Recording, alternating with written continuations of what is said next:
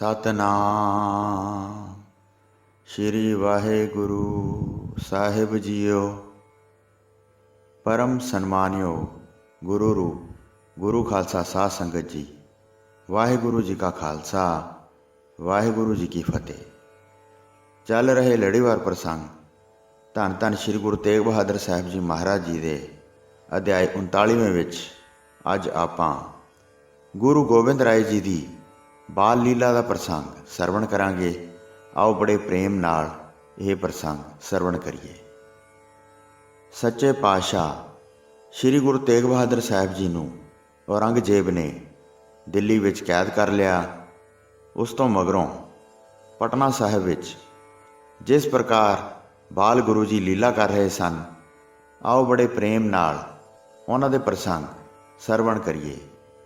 ਬਾਲ ਗੁਰੂ ਜੀ ਸਦਾ ਸ਼ਸਤਰਾਂ ਨਾਲ ਪ੍ਰੇਮ ਕਰਦੇ ਹਨ।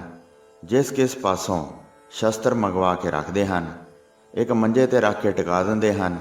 ਉਹਨਾਂ ਦੇ ਪਾਸ ਸਦਾ ਪ੍ਰੀਤ ਨਾਲ ਧੂਪ ਦਿਖਾਉਂਦੇ ਹਨ। ਅਨੇਕਾਂ ਰੰਗਾਂ ਦੇ ਫੁੱਲ ਮੰਗਵਾਉਂਦੇ ਹਨ।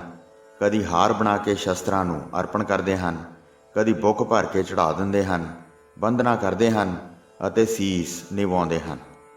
ਚਾਰੇ ਪਾਸੇ ਫਿਰ ਕੇ 3 ਪਰਿਕਰਮਾ ਕਰਦੇ ਹਨ। ਬੜੇ ਪ੍ਰੇਮ ਨਾਲ ਚੰਦਨ ਦਾ ਛਿੜਕਾਅ ਕਰਦੇ ਹਨ। ਕਈ ਵਾਰੀ ਹੱਥ ਵਿੱਚ ਗੁਲੇਲ ਨੂੰ ਧਾਰਨ ਕਰ ਲੈਂਦੇ ਹਨ। ਦੂਰ ਤੱਕ ਕੇ ਨਿਸ਼ਾਨਾ ਮਾਰਦੇ ਹਨ। ਗੁਰੂ ਜੀ ਦੇ ਘਰ ਵਿੱਚ ਇੱਕ ਛੋਟਾ ਖੂਹ ਹੈ ਜਿਸ ਦਾ ਪਾਣੀ ਬਹੁਤ ਮਿੱਠਾ ਹੈ। ਨੇੜੇ ਨੇੜੇ ਜਿਹੜੇ ਘਰ ਵਸਦੇ ਹਨ, ਉਹ ਉੱਥੇ ਆ ਕੇ ਪਾਣੀ ਭਰਦੇ ਹਨ। ਉਹ ਸਦਾ ਪਾਣੀ ਦੇ ਘੜੇ ਭਰ ਕੇ ਲੈ ਜਾਂਦੇ ਸਨ ਅਤੇ ਉਸ ਪਾਣੀ ਨੂੰ ਚਿੱਤ ਵਿੱਚ ਬਹੁਤ ਖੁਸ਼ ਹੋ ਕੇ ਪੀਂਦੇ ਸਨ। ਬਾਲਾ ਗੁਰੂ ਜੀ ਕਈ ਵਾਰੀ ਉਹਨਾਂ ਦੇ ਘੜਿਆਂ ਨੂੰ ਲੁੱਕ ਲੁੱਕ ਕੇ ਗੁਲੇਲੇ ਮਾਰਦੇ ਸਨ। ਗੁਰੂ ਜੀ ਝੱਟ ਘੜੇ ਨੂੰ ਭੰਨ ਦਿੰਦੇ ਸਨ। ਇਸਤਰੀਆਂ ਜਿਹੜੀਆਂ ਪਾਣੀ ਲੈਣ ਆਉਂਦੀਆਂ ਸਨ, ਬੜਾ ਦੁੱਖ ਪਾ ਕੇ ਇੱਧਰ ਉੱਧਰ ਵੇਖਦੀਆਂ ਸਨ। ਕਹਿੰਦੀਆਂ ਸਨ, ਕਿਸੇ ਨੇ ਅਚਾਨਕ ਮੇਰਾ ਘੜਾ ਭੰਨ ਦਿੱਤਾ ਹੈ। ਮਾਤਾ ਗੁਜਰੀ ਜੀ ਬਹੁਤ ਵਰਜਦੇ ਸਨ। ਬਹੁਤ ਵਾਰ ਇੱਧਰ ਉੱਧਰ ਭੱਜ ਜਾਂਦੇ ਸਨ। ਇੱਕ ਵਾਰ ਇੱਕ ਤੁਰਕਾਣੀ ਆਈ। ਉਹ ਪਾਣੀ ਭਰਨ ਵਾਸਤੇ ਬੜੀ ਉਤਾਵਲੀ ਸੀ। ਜਦ ਉਹ ਘੜਾ ਸਿਰ 'ਤੇ ਧਰ ਕੇ ਆਪਣੇ ਘਰ ਨੂੰ ਚੱਲੀ ਤਾਂ ਗੁਰੂ ਜੀ ਨੇ ਆਪਣੀ ਗੁਲੇਲ ਹੱਥ ਵਿੱਚ ਸੰਭਾਲ ਲਈ। ਉਸ ਇਸਤਰੀ ਦੀ ਮਰਨ ਵਾਲੀ ਹਾਲਤ ਹੋ ਗਈ। ਉਸ ਦਾ ਘੜਾ ਤਾਂ ਬਚ ਗਿਆ, ਗੁਲੇਲਾ ਮੱਥੇ ਦੇ ਵਿੱਚ ਲੱਗਾ। ਖੂਨ ਵਹਿ ਤੁਰਿਆ ਅਤੇ ਉਸਨੇ ਬਹੁਤ ਦੁੱਖ ਪਾਇਆ। ਉਸ ਸਮੇਂ ਉਸਨੇ ਬਹੁਤ ਉੱਚੇ ਬੋਲ ਕਹੇ ਅਤੇ ਹਾਏ ਹਾਏ ਕਰਦੀ ਚੱਲ ਕੇ ਉੱਥੇ ਆ ਗਈ ਜਿੱਥੇ ਮਾਤਾ ਗੁਜਰੀ ਜੀ ਅਤੇ ਵੱਡੇ ਮਾਤਾ ਜੀ ਬੈਠੇ ਸਨ। ਉੱਚੀ ਅਟਾਰੀ ਤੋਂ ਮੈਨੂੰ ਮਾਰਿਆ ਹੈ, ਮੇਰੇ ਮੱਥੇ ਵਿੱਚ ਗੁਲੇਲਾ ਲੱਗਾ ਹੈ, ਖੂਨ ਨਿਕਲ ਆਇਆ ਹੈ। ਮੈਂ ਜਾ ਕੇ ਪੁਕਾਰ ਕਰਾਂਗੀ, ਮੈਂ ਦੁੱਖ ਪਾਇਆ ਹੈ। ਤੁਹਾਡੇ ਸਪੁੱਤਰ ਨੇ ਬਹੁਤ ਵੱਡਾ ਉਪੱਦਰ ਉਠਾਇਆ ਹੈ। ਲੋਕਾਂ ਦੇ ਘੜੇ ਭੰਨ ਦਿੰਦੇ ਹਨ। ਲੋਕ ਖਿਮਾ ਧਾਰਨ ਕਰਦੇ ਹਨ। ਇਹ ਸਮਝਦੇ ਹਨ ਕਿ ਸਾਡੇ ਗੁਆਂਢੀ ਹਨ। ਦੱਸੋ ਕਿੱਥੋਂ ਤੱਕ ਸਮਾਈ ਕਰੀਏ। ਹੇ ਮਾਤਾ ਜੀ, ਤੁਸੀਂ ਵੇਖ ਕੇ ਵੀ ਵਰਜਦੇ ਨਹੀਂ ਹੋ। ਤੁਰਕਾਂ ਦੇ ਸਿਪਾਹੀ ਆਉਣਗੇ ਅਤੇ ਤੁਹਾਡੇ ਪਾਸ ਵੱਧ ਘੱਟ ਬੋਲਣਗੇ। ਇਹ ਸੁਣ ਕੇ ਮਾਤਾ ਜੀ ਦੇ ਦਿਲ ਵਿੱਚ ਬਹੁਤ ਕ੍ਰੋਧ ਆਇਆ। ਉਹ ਤੁਰੰਤ ਸੋਟੀ ਲੈ ਕੇ ਉੱਠੇ। ਤਾੜਨਾ ਕਰਨ ਵਾਸਤੇ ਬਹੁਤ ਉੱਚੀ ਉੱਚੀ ਬੋਲਦੇ ਸਨ। ਤੁਰੰਤ ਘਰ ਦੇ ਉੱਪਰ ਚੜ੍ਹ ਗਏ।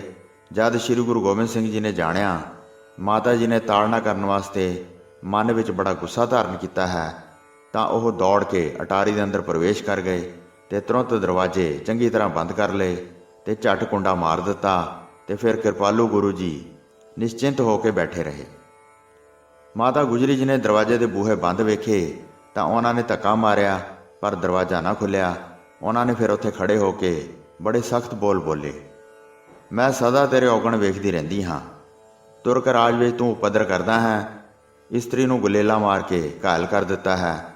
ਖੂਨ ਵਗਦਾ ਸੀ ਅਤੇ ਕੁਰਲਾਉਂਦੀ ਜਾਂਦੀ ਸੀ। ਹੁਣੇ ਉਹ ਪੁਕਾਰ ਕਰਨ ਚਲੀ ਜਾਵੇਗੀ।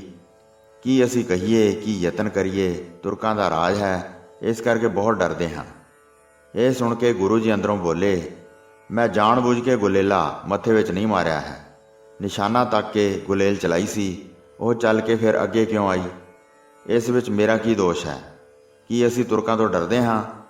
ਇਹ ਸੁਣ ਕੇ ਮਾਤਾ ਗੁਜਰੀ ਜੀ ਨੇ ਕਿਹਾ, ਮੈਂ ਮਨ ਵਿੱਚ ਜਾਣ ਗਈ ਹਾਂ, ਤੂੰ ਇਸ ਥਾਂ ਸਾਨੂੰ ਰਹਿਣ ਨਹੀਂ ਦੇਵੇਂਗਾ। ਇੱਕ ਛਿਣ ਵੀ ਬੈਠ ਕੇ ਸਥਿਰ ਨਹੀਂ ਰਹਿੰਦਾ ਹੈ। ਸ਼ਾਹਾਂ ਦੇ ਬਹੁਤ ਬਾਲਕਾਂ ਨੂੰ ਇਕੱਠਾ ਕਰ ਲੈਂਦਾ ਹੈ ਅਤੇ ਬਹੁਤ ਉਪੱਦਰ ਕਰਦਾ ਰਹਿੰਦਾ ਹੈ ਅਤੇ ਇੱਕ ਵਾਰ ਵੀ ਵਰਜਿਆ ਨਹੀਂ ਰਹਿੰਦਾ ਹੈ। ਇਸ ਤਰ੍ਹਾਂ ਬੋਲਦੇ ਥੱਲੇ ਉਤਰ ਆਏ। ਕ੍ਰੋਧ ਭਰੇ ਫਿਰ ਇਸ ਤਰ੍ਹਾਂ ਬੋਲੇ, हे श्री नानक परमेश्वर रूप, इस खूह का पानी हुण खारा हो जाए, कोई भी हुण पानी भर ना आवे, ये मेरी बेनती मान लो। इस तरह कह के तुरकाणी नूं अपने पास बुलाया, दिलासा दे के बड़े मिठे वचन उच्चारण किए, उसनूं 5 मोहरां दित्तियां ते पहनण वास्ते रेशम के कपड़े दे के कहा, साहिबजादा हले न्याणा है, किसी होर थां निशाना मार रहा सी, अचानक तू चल के अगे आ गई ते गुलेला तेरे मत्थे विच लगा। हुण तू खिमा कर ते ना जा ते घर विच बैठ के खंड घ्यो खा। होर तेरी असी हर तरह खबरसार लवांगे जद तक तेरे मत्थे विच जख्म का निशान है। लोभ वेख के तुरकाणी ने चुप धारण कर लई ते अपने घर नूं चले गई। उस दिन तो खूह का मिठा पानी खारा हो गया, ये सारा पटना शहर जानदा है। साध संगत जी, ਜਿਹੜੇ ਖੂਹ ਦਾ ਆਪਾਂ ਪਿੱਛੇ ਜ਼ਿਕਰ ਕਰਕੇ ਆਏ ਹਾਂ, ਗੁਰੂ ਜੀ ਨੇ ਇਹ ਵੀ ਬਚਨ ਕੀਤਾ ਸੀ ਕਿ ਹੌਲੀ ਹੌਲੀ ਸਮਾਂ ਪਾ ਕੇ ਇਸ ਦਾ ਜਲ ਮਿੱਠਾ ਹੋ ਜਾਵੇਗਾ। ਅੱਜ ਵੀ ਉਹ ਖੂਹ ਸ਼੍ਰੀ ਪਟਨਾ ਸਾਹਿਬ ਮੌਜੂਦ ਹੈ।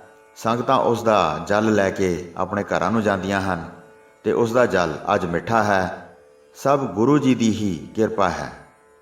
ਗੁਰੂ ਜੀ 4 ਘੜੀਆਂ ਤੱਕ ਅੰਦਰ ਬੈਠੇ ਰਹੇ, ਫਿਰ ਦਰਵਾਜ਼ੇ ਦੇ ਤਖਤੇ ਖੋਲ੍ਹੇ, ਉੱਥੇ ਹੀ ਸੁੱਖਾਂ ਦੇ ਸਾਗਰ ਬੈਠੇ ਰਹੇ। गुरु जी ने एकांत विच चुप धार छड्डी। सस दे पास माता गुजरी जी पछता रही सी। सारी वारता उसनूं दसी।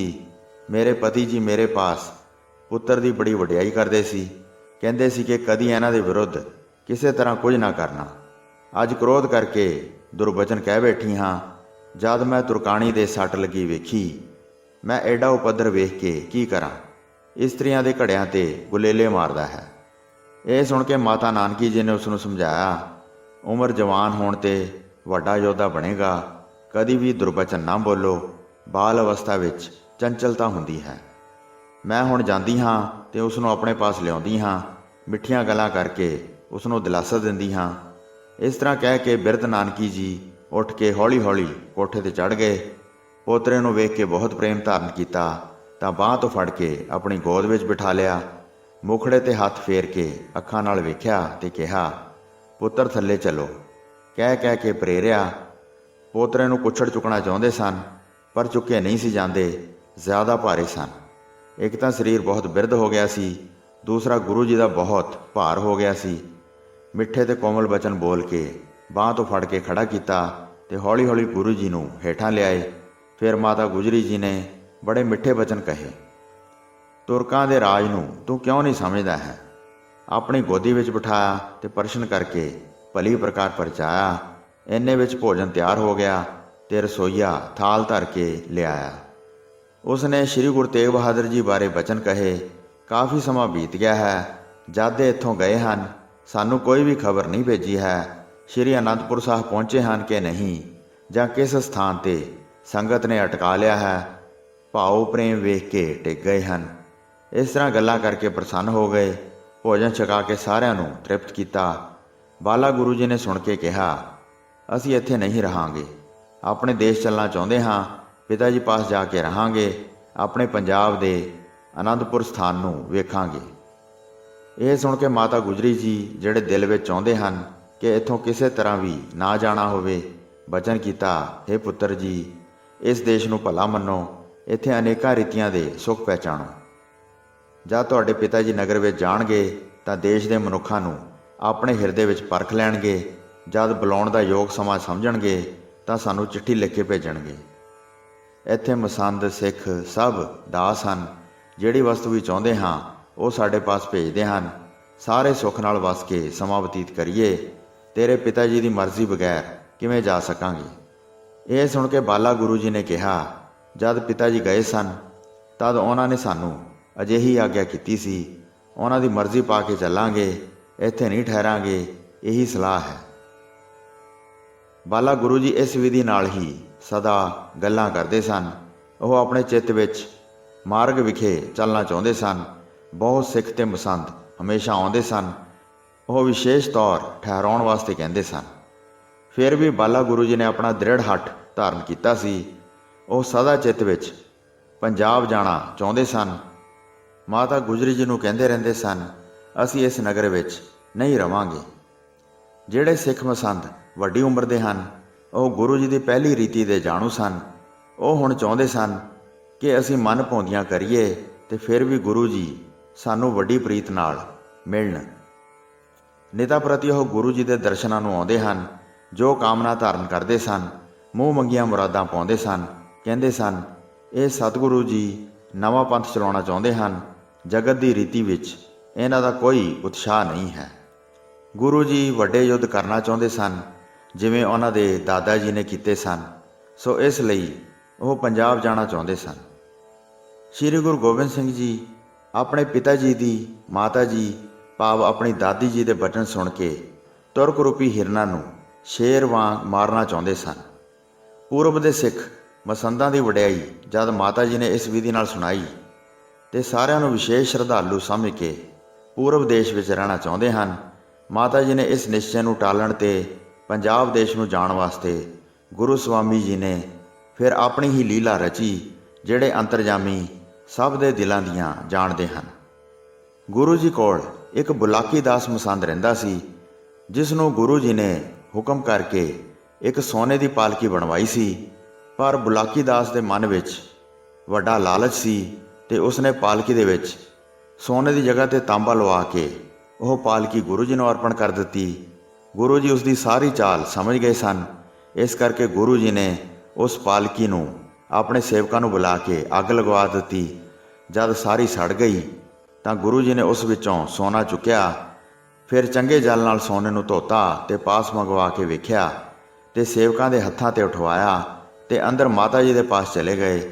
ਉਹ ਸੋਨਾ ਜਾ ਕੇ ਮਾਤਾ ਨਾਨਕੀ ਜੀ ਦੇ ਪਾਸ ਰੱਖ ਦਿੱਤਾ ਤੇ ਕਿਹਾ, ਵੱਡਾ ਮਸੰਦ ਬੁਲਾਕੀ ਦਾਸ ਹੈ, ਉਸ ਦੀ ਇਹ ਕਰਤੂਤ ਵੇਖੋ ਜਿਸ ਦੀ ਤੁਸੀਂ ਸਿਫਤ ਉਚਾਰਨ ਕੀਤੀ ਹੈ। ਉਹ ਪੂਰਬ ਦੇਸ਼ ਦਾ ਵੱਡਾ ਸ਼ਰਧਾਲੂ ਹੈ, ਉਸ ਦਾ ਵਿਸ਼ੇਸ਼ ਕਪਟ ਵੇਖ ਲਵੋ। ਇਸ ਵਿੱਚ 10ਵਾਂ ਹਿੱਸਾ ਸੋਨਾ ਹੈ, ਹੋਰ ਸਾਰਾ ਤਾਂਬਾ ਕਢਾਇਆ ਹੈ। ਗੁਰੂ ਘਰ ਉਸ ਨੂੰ ਸਾਰੀਆਂ ਕਟੌਤੀਆਂ ਦਿੰਦਾ ਹੈ, ਸੋਨੇ ਦਾ ਸਾਰਾ ਮੁੱਲ ਲੈਂਦਾ ਹੈ। ਆਪਣੇ ਘਰ ਵਿੱਚ ਸਤਿਗੁਰੂ ਜੀ ਦੀ ਕਾਰ ਭੇਟ ਰੱਖਦਾ ਹੈ, ਕਹਿੰਦਾ ਹੈ ਪਾਲਕੀ ਤਿਆਰ ਕੀਤੀ ਹੈ। ਪੂਰਬ ਦੇਸ਼ ਵਿੱਚ ਐਸੇ ਮਨੁੱਖ ਰਹਿੰਦੇ ਹਨ, ਇਹਨਾਂ ਦੀ ਬੁੱਧੀ ਹੌਲੀ ਹੈ ਤੇ ਝੂਠੇ ਇਹਨਾਂ ਦੇ ਭੇਸ ਹਨ। ਜੇ ਵੱਡਿਆਂ ਦੀ ਐਸੀ ਮੱਤ ਹੈ ਤਾਂ ਛੋਟਿਆਂ ਦੀ ਕੀ ਹਾਲਤ ਹੋਵੇਗੀ। ਇਹ ਵੇਖ ਕੇ ਮਾਤਾ ਜੀ ਚੁੱਪ ਰਹੇ। ਪੋਤਰੇ ਪਾਸ ਕੁਝ ਕਿਹਾ ਨਹੀਂ ਸੀ ਜਾਂਦਾ। ਸਮਝਦੇ ਸਨ ਸੁੰਦਰ ਗੁਰੂ ਜੀ ਸਭ ਦਿਲਾਂ ਦੇ ਮਾਲਕ ਹਨ, ਇਹਨਾਂ ਨਾਲ ਬੋਲ ਕੇ ਪੂਰਾ ਨਹੀਂ ਉਤਰਿਆ ਜਾ ਸਕਦਾ। ਇਸੇ ਪ੍ਰਕਾਰ ਆਨੰਦਪੁਰ ਸਾਹਿਬ ਵਿੱਚ ਕਈ ਮਸੰਦ ਆਪਣੀਆਂ ਮਨਮਾਨੀਆਂ ਕਰਨ ਲੱਗ ਪਏ ਸਨ। ਇਸ ਲਈ ਗੁਰੂ ਜੀ ਪੰਜਾਬ ਦੇਸ਼ ਆਉਣਾ ਚਾਹੁੰਦੇ ਸਨ ਤਾਂ ਕਿ ਉਹਨਾਂ ਨੂੰ ਸੌਦਾ ਲਾਇਆ ਜਾਵੇ। ਇਸੇ ਤਰ੍ਹਾਂ ਇੱਕ ਵਾਰ ਕਾਫੀ ਸੰਗਤ ਗੁਰੂ ਜੀ ਦੇ ਦਰਸ਼ਨ ਕਰਨ ਵਾਸਤੇ ਆਈ। ਉਸ ਦਿਨ ਸਤਿਗੁਰੂ ਜੀ ਨੇ ਉਹਨਾਂ ਨੂੰ ਪਵਿੱਤਰ ਵਚਨ ਕਹੇ, ਅਸੀਂ ਪੰਜਾਬ ਦੇਸ਼ ਨੂੰ ਜਾਣਾ ਹੈ, ਉੱਥੇ ਵਸ ਕੇ ਬਹੁਤ ਕੰਮ ਕਰਨੇ ਹਨ। ਕਈ ਪ੍ਰਗਟ ਹਨ, ਕਈ ਗੁਪਤ ਹਨ, ਕਿੱਥੋਂ ਤੱਕ ਵਰਣਨ ਕਰੀਏ। ਜਾਣ ਵਾਸਤੇ ਇਹਨਾਂ ਨੇ ਆਪਣੇ ਹਿਰਦੇ ਵਿੱਚ ਨਿਸ਼ਚਾ ਧਾਰਨ ਕੀਤਾ ਹੈ। ਪਟਨੇ ਨਗਰ ਵਿੱਚ ਇੱਕ ਜਗਤਾ ਸੇਠ ਸੀ। ਉਹ ਗੁਰੂ ਜੀ ਦਾ ਸੇਵਕ ਸੀ ਤੇ ਬਹੁਤ ਧਨਵਾਨ ਸੀ। ਜਦ ਉਸ ਨੂੰ ਇਹ ਨਿਸ਼ਚਾ ਹੋ ਗਿਆ ਕਿ ਗੁਰੂ ਜੀ ਜ਼ਰੂਰ ਚਲੇ ਜਾਣਗੇ, ਜਦ ਇਸ ਤਰ੍ਹਾਂ ਉਸਨੇ ਆਪਣੇ ਕੰਨਾਂ ਨਾਲ ਸੁਣ ਲਿਆ ਤਾਂ ਉਹ ਮਠਿਆਈ ਅਤੇ ਸੁੰਦਰ ਪਕਵਾਨਾਂ ਦੇ ਥਾਲ ਭਰ ਕੇ ਆਪਣੇ ਹੱਥਾਂ ਤੇ ਧਰ ਸ਼੍ਰੀ ਸਤਿਗੁਰੂ ਜੀ ਦੇ ਪਾਸ ਚੱਲ ਕੇ ਆਇਆ ਤੇ ਹੱਥ ਜੋੜ ਕੇ ਉਸਨੇ ਸਿਰ ਨਿਵਾਇਆ। ਦੋਵਾਂ ਮਾਤਾਵਾਂ ਨੂੰ ਨਮਸਕਾਰ ਕਰਕੇ ਹੱਥ ਜੋੜ ਕੇ ਉਸ ਸਮੇਂ ਬੋਲਿਆ, ਹੇ ਸ਼੍ਰੀ ਪ੍ਰਭੂ ਜੀ, ਜਗਤੇ ਪਾਸ ਜਿੰਨੀ ਵੀ ਮਾਇਆ ਹੈ ਸਭ ਤੁਹਾਡੀ ਦਇਆ ਨਾਲ ਹੀ ਬਖਸ਼ੀ ਹੋਈ ਹੈ। ਆਪ ਜੀ ਦੀ ਦਿੱਤੀ ਹੋਈ ਸਾਰੇ ਵਰਤਦੇ ਹਨ। ਇਸ ਵਿਧੀ ਨੂੰ ਸਾਰੇ ਸਿੱਖ ਜਾਣਦੇ ਹਨ। ਸਾਰੇ ਨਗਰਾਂ ਵਿੱਚ ਮੇਰੀਆਂ ਬਹੁਤ ਕੋਠੀਆਂ ਹਨ। ਸਭ ਪ੍ਰਕਾਰ ਉੱਥੇ ਬਹੁਤ ਸਾਜ਼ੋ ਸਮਾਨ ਹੈ। ਜਿਸ ਰਾਹ ਵੀ ਆਪ ਜਾਵੋ, ਜਿੱਥੇ ਵੀ ਜਾ ਕੇ ਡੇਰੇ ਲਾਓ, ਉਹਨਾਂ ਸਥਾਨਾਂ ਤੋਂ ਜਾ ਕੇ ਮਨ ਭਾਉਂਦਾ ਖਰਚਾ ਲਵੋ ਤੇ ਕਈ ਦਿਨ ਤੱਕ ਪ੍ਰਸੰਨ ਹੋ ਕੇ ਰਹੋ। ਖਾਣ ਪੀਣ ਅਤੇ ਸਭ ਵਸਤਰ ਜੇ ਚਾਹੋ ਤਾਂ ਮੇਰੀ ਕੋਠੀ ਵਿੱਚ ਕਿਸੇ ਸਿੱਖ ਨੂੰ ਭੇਜ ਕੇ ਕਹੋ। ਜਗਤੇ ਸੇਠ ਦੀ ਗੱਲ ਸੁਣ ਕੇ ਗੁਰੂ ਜੀ ਨੇ ਮਹਾਨ ਖੁਸ਼ੀ ਕੀਤੀ। ਜੋ ਤੂੰ ਸਾਨੂੰ ਪ੍ਰੇਮ ਕੀਤਾ ਹੈ ਅਤੇ ਸੇਵਾ ਵਿੱਚ ਪ੍ਰੇਮ ਧਾਰਨ ਕੀਤਾ ਹੈ, ਉਸ ਦਾ ਤੈਨੂੰ ਭਾਰੀ ਫਲ ਪ੍ਰਾਪਤ ਹੋਵੇਗਾ ਤੇ ਘਰ ਵਿੱਚ ਬਹੁਤ ਮਾਇਆ ਸਥਿਰ ਰਹੇਗੀ। ਇਸ ਤੋਂ ਤੂੰ ਕਦੇ ਵੀ ਤੋਟ ਨਹੀਂ ਪਾਵੇਂਗਾ, ਲਾਭ ਲੈਂਦਾ ਹੀ ਉਮਰ ਬਤੀਤ ਕਰੇਗਾ। ਅਸੀਂ ਕੋਠੀ ਤੋਂ ਕੁਝ ਲਈਏ ਕਿ ਨਹੀਂ, ਤੂੰ ਕੇਵਲ ਕਹਿਣ ਉੱਤੇ ਹੀ ਇੰਨਾ ਫਲ ਪਾ ਲਵੇਂਗਾ। ਸਾਡਾ ਤੁਰਨਾ ਸੁਣ ਕੇ ਤੂੰ ਬੜਾ ਪ੍ਰੇਮ ਕੀਤਾ ਹੈ, ਉਸ ਦਾ ਤੈਨੂੰ ਇਸ ਸਮੇਂ ਹੀ ਫਲ ਪ੍ਰਾਪਤ ਹੋਵੇਗਾ। ਜਗਤਾ ਸੇਠ ਗੁਰੂ ਜੀ ਦੇ ਬਚਨ ਸੁਣ ਕੇ ਐਸਾ ਆਨੰਦਿਤ ਹੋ ਗਿਆ ਕਿ ਉਸ ਨੂੰ ਬਿਆਨ ਨਹੀਂ ਕੀਤਾ ਜਾ ਸਕਦਾ। ਕਹਿਣ ਲੱਗਾ, ਗੁਰੂ ਜੀ ਦੀ ਮੇਰੇ ਤੇ ਪ੍ਰਸੰਨਤਾ ਹੋਈ ਹੈ। ਉਸਨੇ ਸਾਰੇ ਨਗਰਾਂ ਨੂੰ ਚਿੱਠੀਆਂ ਲਿਖ ਦਿੱਤੀਆਂ। ਚਿੱਠੀਆਂ ਆਪਣੇ ਆਪਣੇ ਥਾਵਾਂ ਤੇ ਪਹੁੰਚਾ ਦਿੱਤੀਆਂ। ਜਦ ਇਹ ਵੇਖੋ ਕਿ ਗੁਰੂ ਜੀ ਤੁਹਾਡੇ ਨਗਰ ਵਿੱਚ ਦਾਖਲ ਹੋ ਗਏ ਹਨ ਤਾਂ ਆਦਰ ਨਾਲ ਸਰਬ ਰੀਤੀਆਂ ਨਾਲ ਸੇਵਾ ਕਰੋ ਤੇ ਉੱਥੇ ਗੁਰਦੇਵ ਜੀ ਨੂੰ ਪ੍ਰਸੰਨ ਕਰੋ। ਮਾਤਾ ਜੀ ਨੂੰ ਕਹਿ ਕੇ ਸਾਰੀ ਗੱਲ ਸਮਝਾ ਦਿੱਤੀ। ਫਿਰ ਉਹਨਾਂ ਦੇ ਚਰਨਾਂ ਤੇ ਆਪਣਾ ਸਿਰ ਨਿਵਾਇਆ। ਗੁਰੂ ਜੀ ਤੋਂ ਮਨ ਭਾਉਂਦਾ ਵਰ ਲੈ ਕੇ ਵੰਦਨਾ ਕਰਕੇ ਦਿਲ ਵਿੱਚ ਬਹੁਤ ਪ੍ਰਸੰਨ ਹੋਇਆ। ਭੁਗਤੀ ਮੁਕਤੀ ਦਾ ਵਰ ਪਾ ਕੇ ਜਗਤਾ ਸੇਠ ਆਪਣੀ ਹੱਟੀ ਤੇ ਜਾ ਪਹੁੰਚਿਆ। ਸਾਰੀ ਸੰਗਤ ਵਿੱਚ ਜਸ ਫੈਲ ਗਿਆ। ਉਸ ਨੂੰ ਸਾਰਿਆਂ ਨੇ ਧੰਨ ਧੰਨ ਕਿਹਾ। ਸੋ ਸਾਧ ਸੰਗਤ, ਜਿੱਥੇ 12ਵੀਂ ਰਾਸ ਦਾ 41ਵਾਂ ਅਧਿਆਇ ਸਮਾਪਤ ਹੁੰਦਾ ਹੈ ਜੀ। ਪ੍ਰਸੰਗ ਸੁਣਾਉਂਦੇ ਹੋਈਆਂ ਅਨੇਕ ਭੁੱਲਾਂ ਚੁੱਕਾਂ ਦੀ ਖਿਮਾ ਬਖਸ਼ਣੀ ਜੀ। ਵਾਹਿਗੁਰੂ ਜੀ ਕਾ ਖਾਲਸਾ, ਵਾਹਿਗੁਰੂ ਜੀ ਕੀ ਫਤਿਹ।